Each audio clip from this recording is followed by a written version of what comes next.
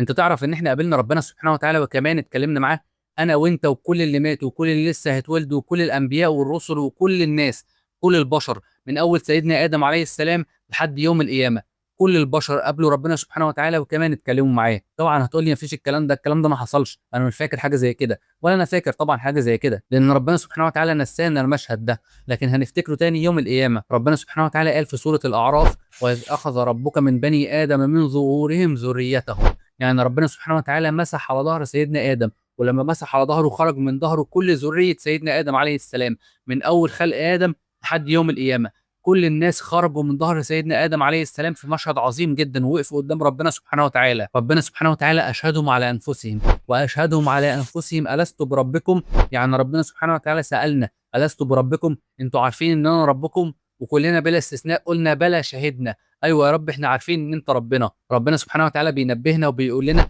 ان تقولوا يوم القيامه انا كنا عن هذا غافلين. عشان ما تجوش يوم القيامه وتقولوا احنا ما كناش نعرف، ما كناش عارفين ان في رب، ما كناش عارفين ان في اله، ما كناش عارفين ان انت اللي خلقتنا. لا، انتوا عارفين كل حاجه. انا جبتكم اهو، جمعتكم وعرفتكم وسالتكم وانتوا جاوبتم وقلتم بلى، شهدنا. احنا عارفين يا رب ان انت ربنا. ربنا سبحانه وتعالى بيكمل كلامه وبيقول: أو تقولوا إنما أشرك آباؤنا من قبل وكنا ذرية من بعدهم أفتهلكنا بما فعل المبطلون.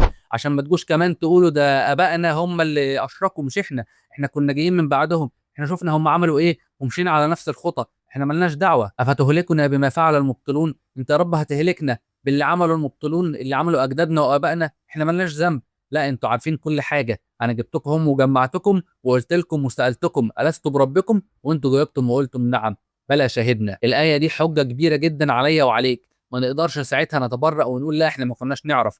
فخلي بالك وعد كويس لليوم ده، وما تنساش تصلي على النبي صلى الله عليه وسلم.